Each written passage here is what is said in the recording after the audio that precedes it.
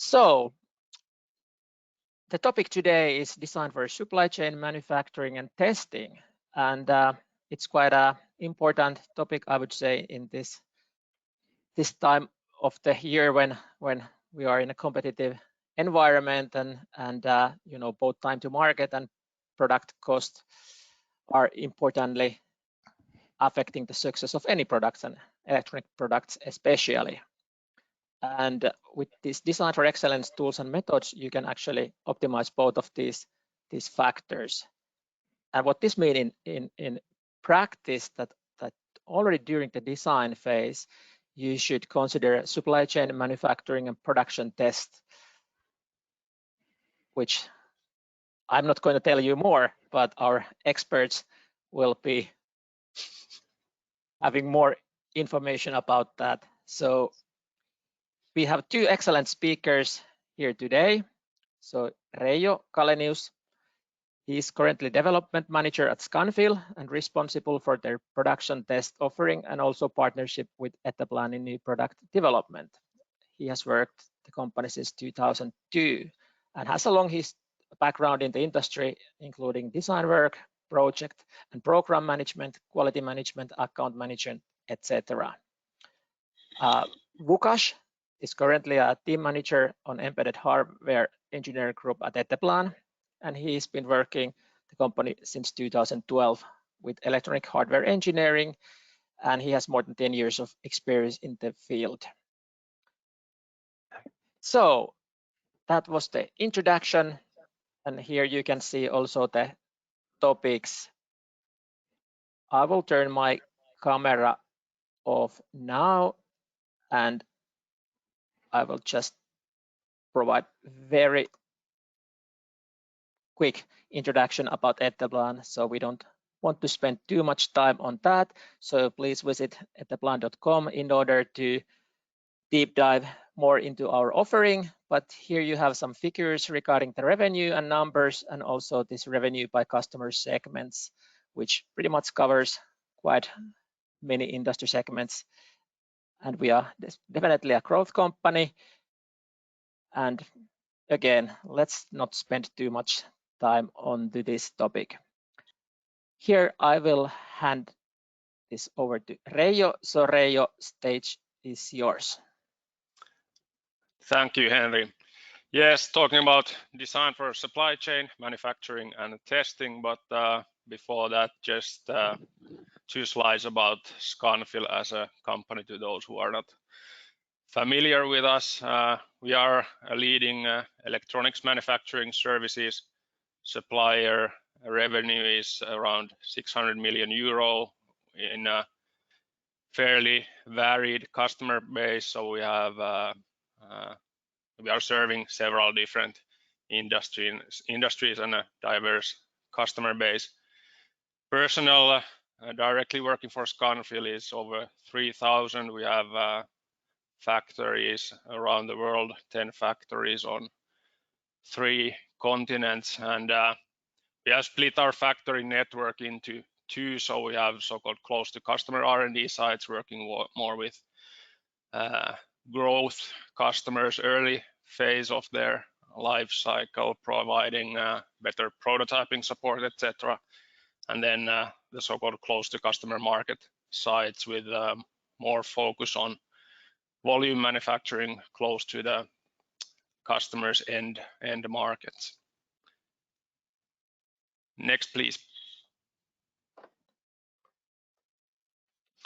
And of course, although we are a manufacturing services provider, of course, we look at the entire life cycle of the product, starting from design services through industrialization into manufacturing, and then of course on the other side also maintenance services, end of life, spare parts, EOL management, cost reduction studies, etc. But of course, why the early phase of the life cycle is important to us is that over the years we have seen that the success of the product in manufacturing and at at the markets is defined in the development phase, and also, for example, the cost is pretty much controlled by the work of the development engineers, and we feel that by bringing in the voice of manufacturing earlier benefits the entire life cycle of the product and the competitiveness as well. Next, please. The textbook definition of DFX, I think most of you are familiar with. This is shortened from Wikipedia. So DFX obviously means a collection of terms that, well, the X stands for different things. It can stand for design for manufacturability, design for testing, design for sourcing, what we are talking, those three that we are talking about today, but you can use it a lot more widely as well. Design for assembly, design for cost, and you name it. There are a lot of those terms. And of course, it means bringing in the voice of manufacturing, making sure that the design is manufacturing friendly. It can be tested, the components can be sourced, all that taken into account during the development and design phase of the product. But what at least I have seen throughout my career is that the interpretation of what DFX truly means varies quite a lot between different companies and different industries, and how the DFX approach is implemented during the development process varies a lot from one company to the other. But let's dive into how I see it and how Scanfil as a company sees it. Next, please. So traditionally, and the cases that we still see from time to time, this is the kind of that traditional way of working, where the development and manufacturing are working somewhat separately, and when the development work is done and the project is ending, then the drawings and design files come to the manufacturer, either in a form of an RFQ or for the so-called DFX feedback, meaning that we have developed this product. Can you please review and give your comments? How do you see? Is there some improvements or comments on the design? Then, of course, what that means in practice is that we have some findings when we review the design, and then we give the feedback to the development project, and then there has to be a decision. Okay, we have this list of improvements. Do we implement them or not? And if you do decide to implement them, then it means basically another design iteration with updated drawings, maybe some prototyping, testing, etc. And of course, all of that costs something, but it also takes time, which is time away from the time to market and the revenue that you would get from selling the product if you were to launch it. The other option is obviously to disregard those findings and move on with the design that might be somewhat suboptimal for manufacturing. This is the, like I said, traditional way that we still see from time to time, but I think the mainstream is moving to a more integrated approach that I will show in the next slide. So there was one before, Henry. Yes, thank you. So this is the vision that we are moving towards and implementing, and we see that a lot of our customers are also working this way, and this is one of the reasons why we have partnered with, for example, Etteplan on development projects, so that we can together make turnkey projects where true DFX is implemented during the development project.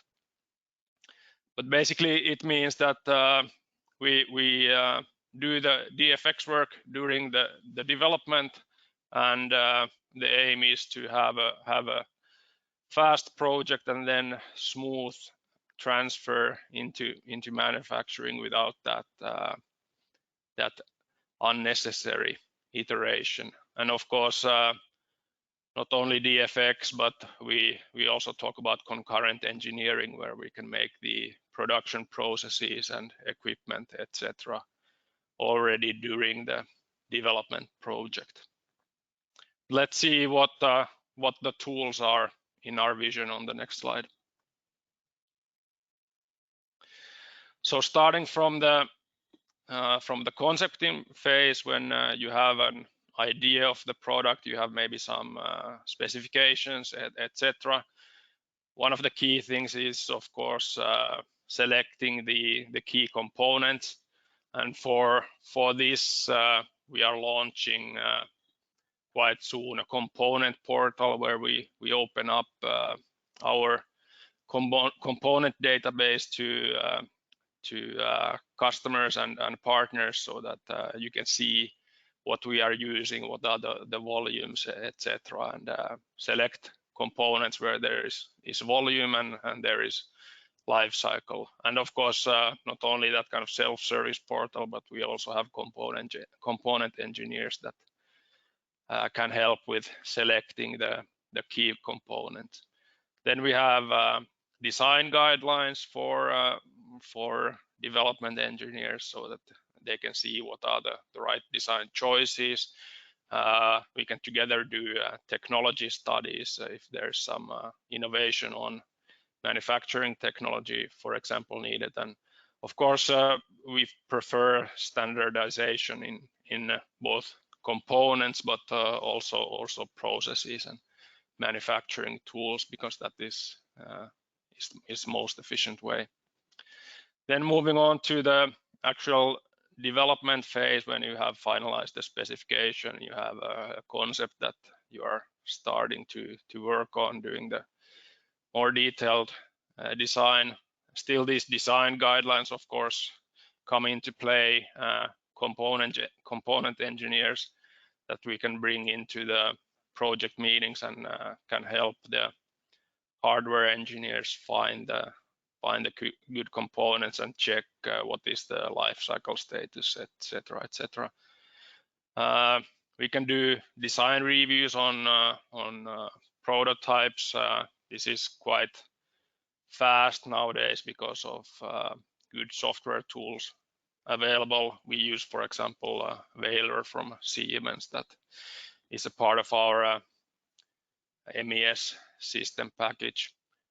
Of course, not only doing it virtually, but when we make prototypes, we of course give always feedback on the manufacturability, so that there is a feedback loop to the development process that way also.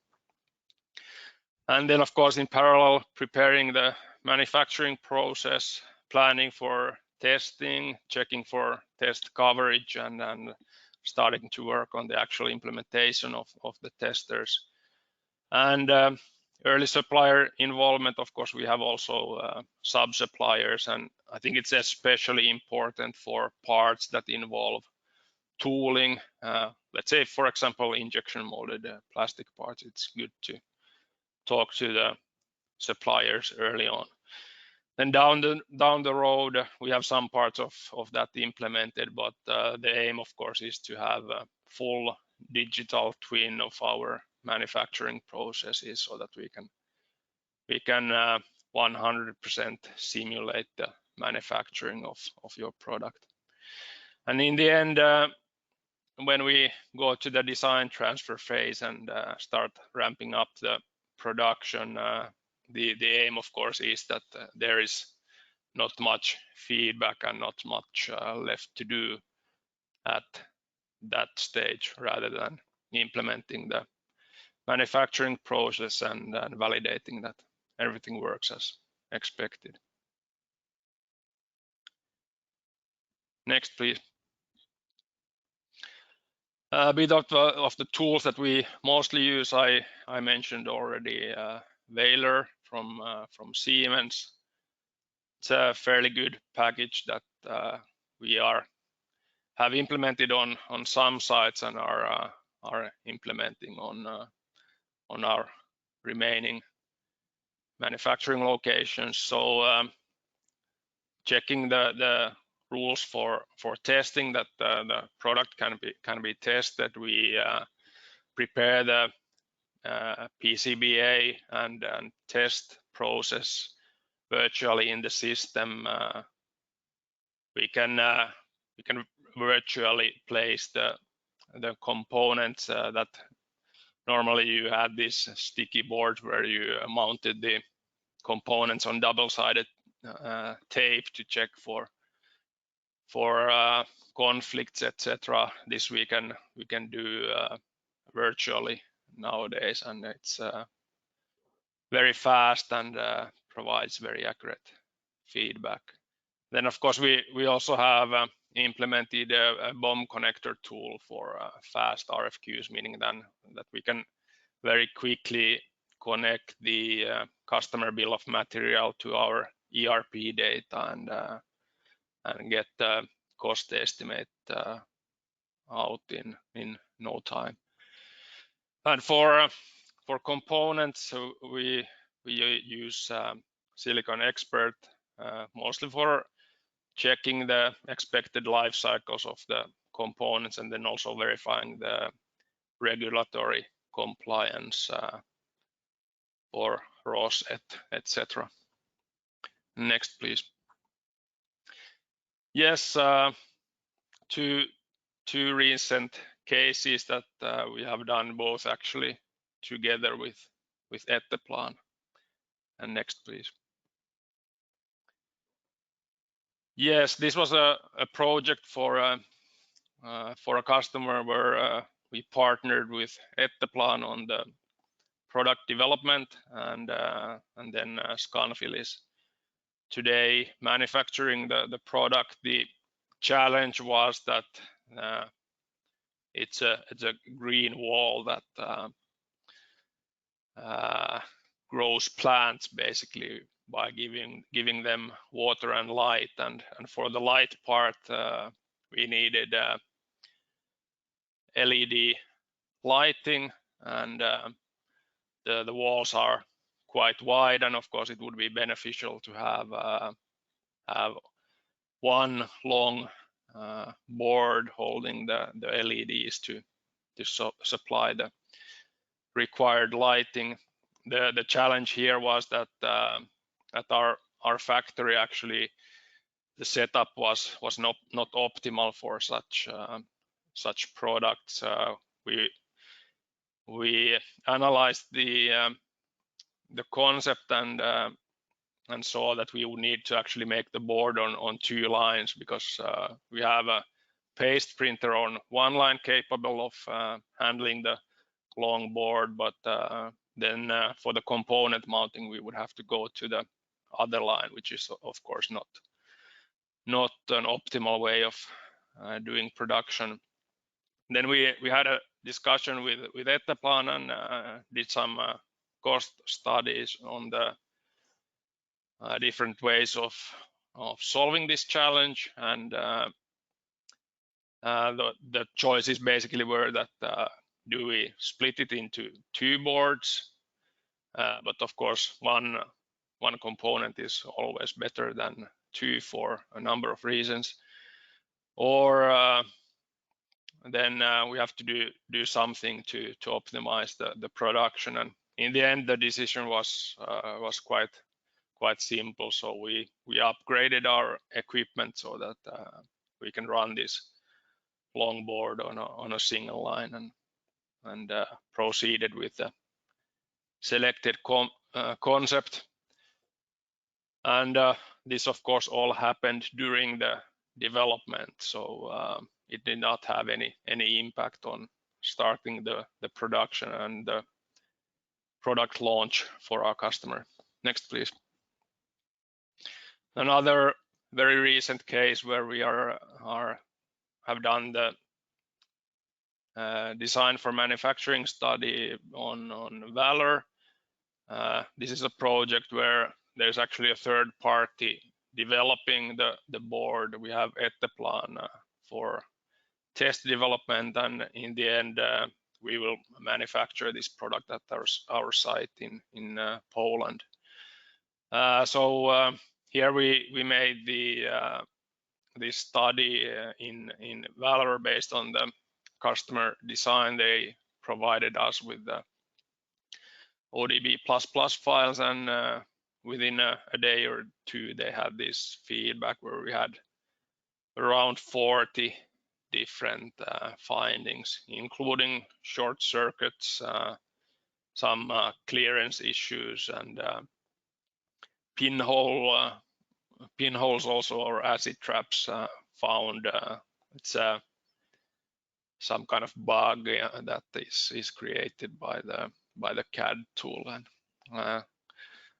we did all this virtually, and the customer had the feedback before they start the actual prototyping round, and they implemented these changes before releasing the files for prototype manufacturing. Otherwise, of course, the findings would have come weeks or months later, and led to issues during prototype testing and prototype manufacturing as well.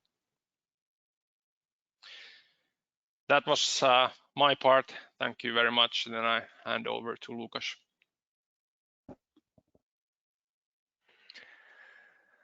Okay, thank you, Reijo. So now I would like to speak from the perspective of the development side. So as Etteplan, we are a service company that designs and develops many products for various markets. So yeah, I would like to now show our perspective on Reijo's vision. So next slide, please.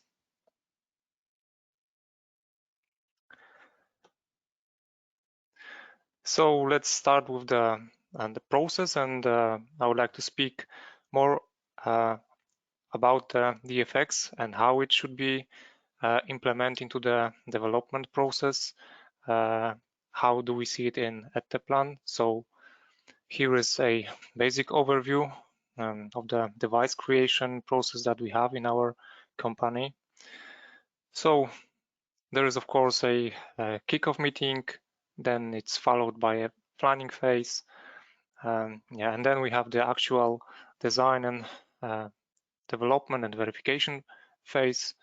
And this phase usually consists of several prototype rounds, 2, 3, or more. And when the device is ready and fulfills all the requirements, we transfer the responsibility of the manufacturing to our partners. So the question is where that DFX starts actually.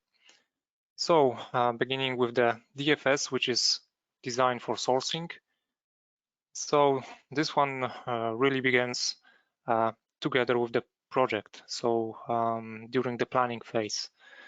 During that phase, we set the targets for the product, or the targets are get known with our customer. So targets like markets, volumes, and prices for the units. And having this, the result is creation of the product concept, the architecture, and so on. And then to have good architecture and good design, of course, the very essential part is components, electronic components, and key components. So we identify those key components. And during selection of the components, of course, apart from the features and the functions that they should serve, we do include the aspects of sourcing and life cycles and alternative solutions. So if the component is unique or has a single source, and of course it's crucial to design, we also identify that and make some actions with our suppliers to secure it and to have it for the development process and also for the mass production. And the next aspect is DFM, so design for manufacturability. And it also starts very early at the design phase when we determine the technology of the PCB assembly method or the product assembly, the housings, and so on. And the key point here and the starting point is the DFM workshop that is held before making the actual prototype design and the PCB design, so we can check and verify this concept with our guidelines and also with manufacturer knowledge. And the last item of that DFX that we strongly consider is DFT, so design for testing. And it also starts with understanding of the product requirements, of its features and commercial aspects. And here the key starting point is to create a test strategy. And with this test strategy, we set the goals and the methods for the testing of a product. So we can then implement those methods with proper design. And next slide, please.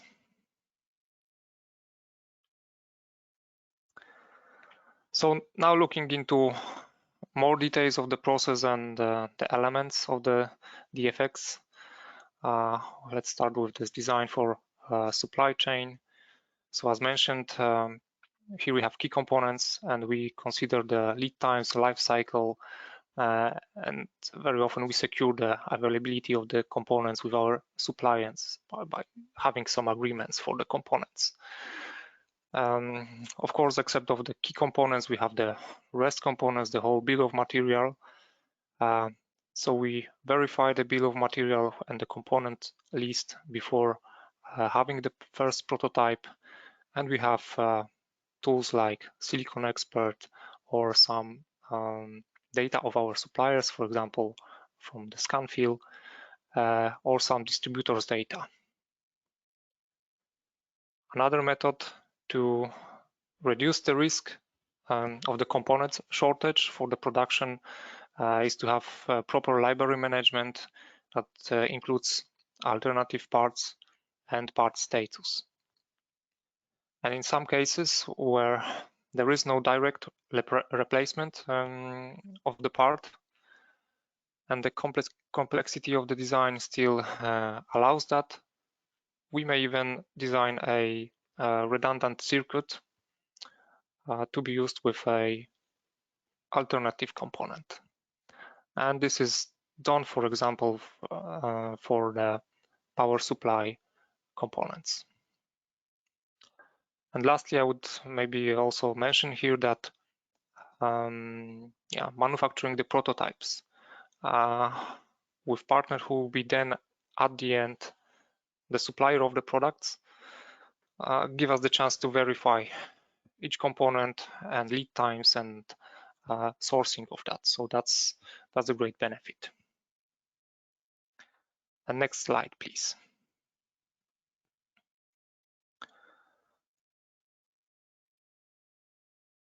So now having designed for manufacturability, the key point here is DFM workshop where we discuss the technology, manufacturing methods, so not only for the PCB but all other components, and we meet with our suppliers that eventually we will produce this kind of products, and we discuss that. And I have one example at the end that will show how important was that.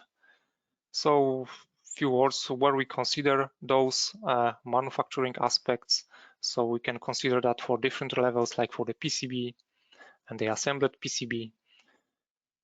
So we support our process with the knowledge from the IPC standards, of course, and also from our experience that we have throughout developing many products for many applications. So we transfer this knowledge into our design rules, and the design is verified during the creation with the CAD tools and the design for rules check.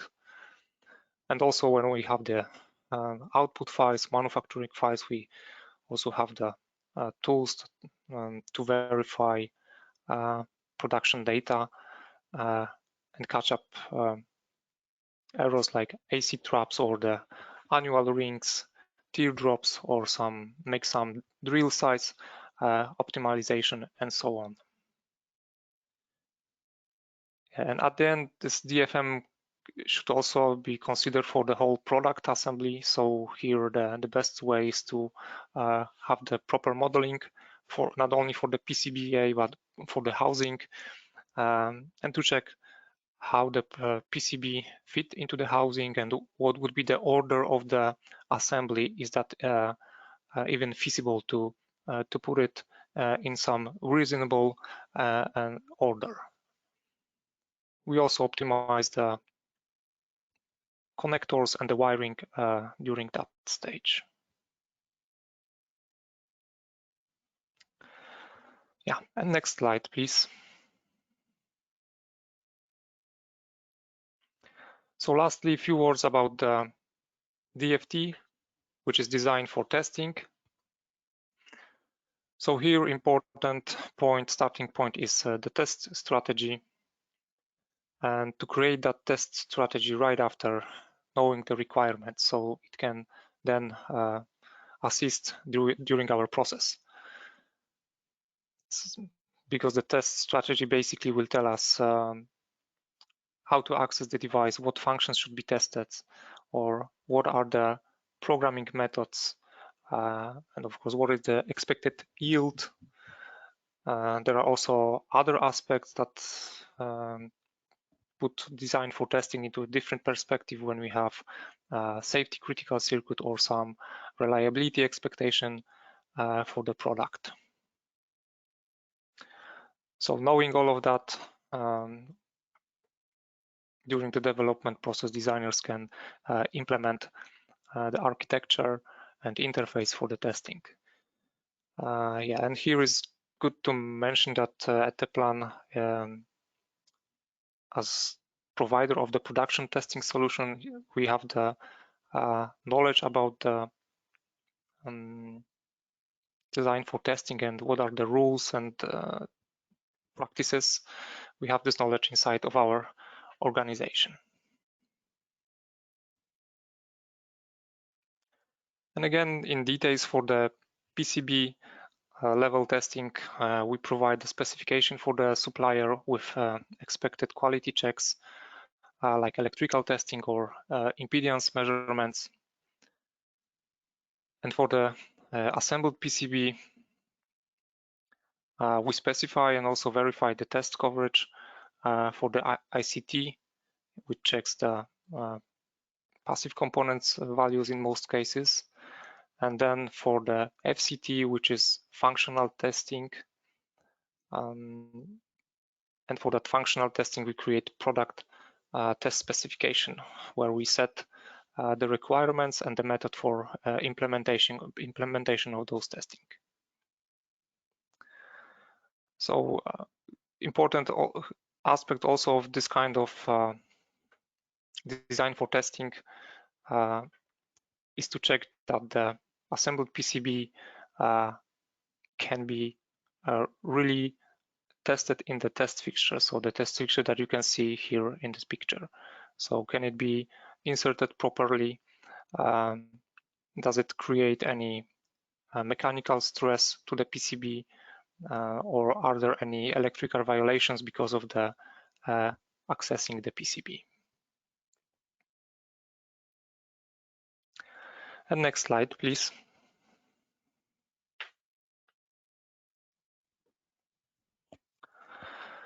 So here is one example for the DFX implementation, and in particular design for manufacturing. So if you can imagine, very complex multi-layer PCB with fine pitch BGA components and high-speed lines, and high-speed lines with signal rates up to gigabits per second. Very complex PCB with FPGAs and memories. So this design set very high requirements for the PCB manufacturing. So all the parameters like drill size or the thickness of the PCB, and then drill size to the thickness aspect ratio, or the copper clearance and the copper width. Also, because of the high frequency signals, requirements for the antipad diameters and the back drilling of the vias. So initially looking at the capabilities of the supplier, it seemed that each parameter, even though was at the very end of the limitation of the supplier, was very very strict, but individually each parameter was met. But then having some discussion with the supplier realized that all those parameters at once will lead to the low yield of the production. So we have many discussions what we can do to loosen some parameters to allow better process. And at the end, we decide to limit some parameters like back drilling depth of the PCB, which is very thick, and that resulted in some compromise. And we were able to do that, fortunately, before producing prototypes. Yeah, and have so that avoided some losses in the production.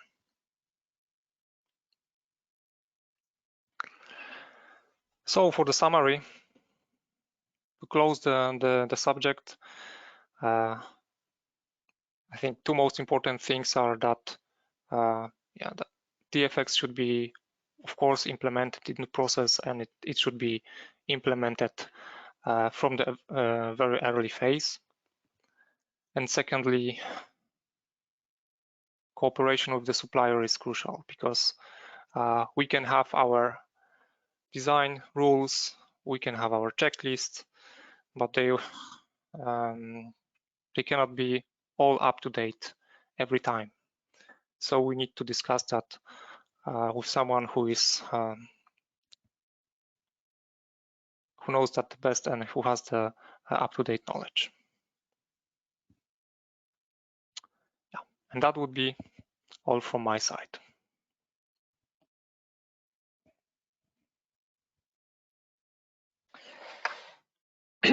Okay, thank you, Reijo, and thank you, Łukasz, and thank you also all the attendees. And now it's time for questions. If there's something you've been wondering during the presentation, feel free to use the question window there. I do have one question here for Reijo, actually.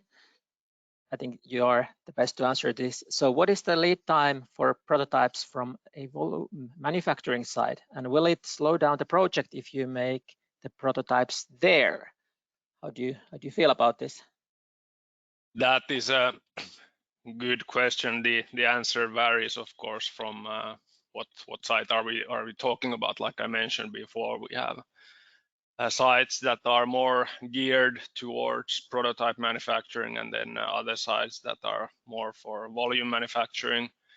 But typically it depends on the lead time of the components, and if we are there early on, we can source them well before they are needed, and work together with the developer to have an understanding of the up-to-date BOM and what components we need to secure along the way.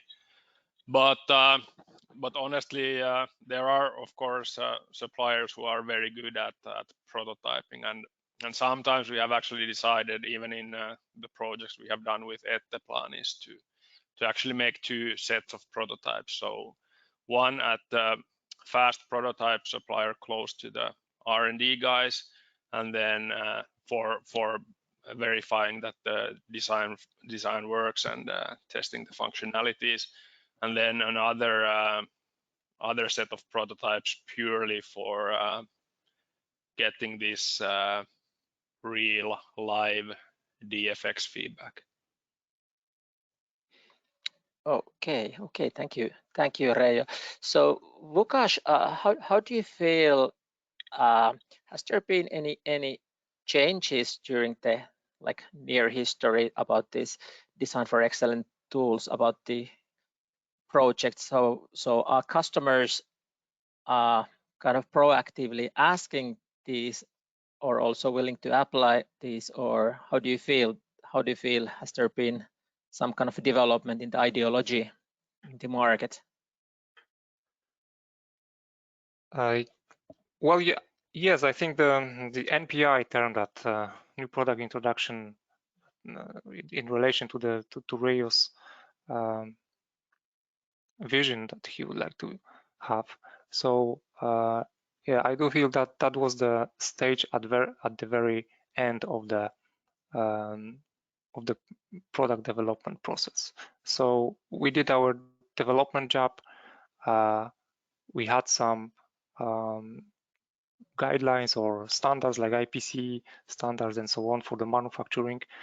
And then when all was said and done, designed and frozen, yeah, that then was the selection of the supplier, or the moment when we transferred the process. And I get a feeling that this is now more shifted into the early stage, and we had several examples, as Reijo also mentioned, and my example shows that when discussing that from the first prototype and to include people from the manufacturing side into our discussions and development process, this reduces the risk of the some redesign later on. So this, I think this changes.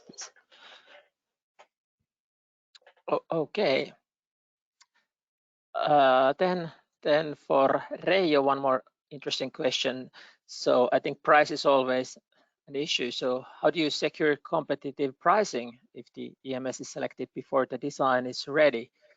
And how does this affect the kind of situation?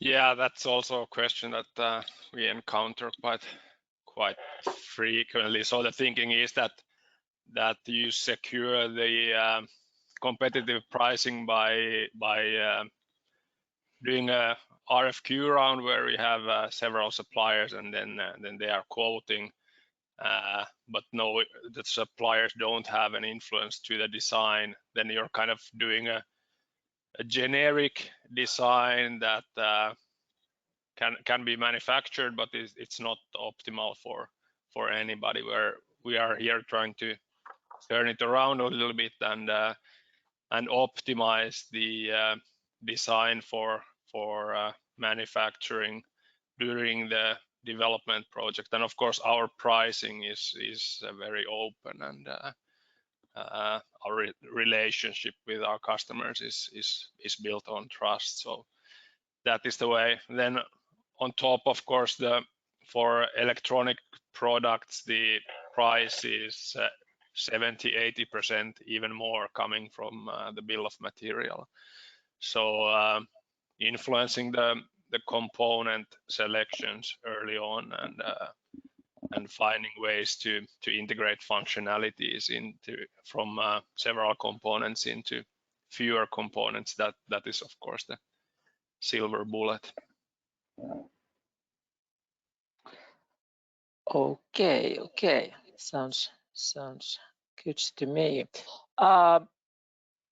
In case there are no other questions, and I don't see in our chat or question window not much activity, so I think that seems to be the case, that there is no questions as of today. But on this slide you will see our contact information, emails, so feel free to approach us and ask any questions if those will come to your mind later on. And otherwise, I will thank you all our attendees and of course our speakers, and I wish you a very nice rest of the day, and also hoping you will have a relaxing summer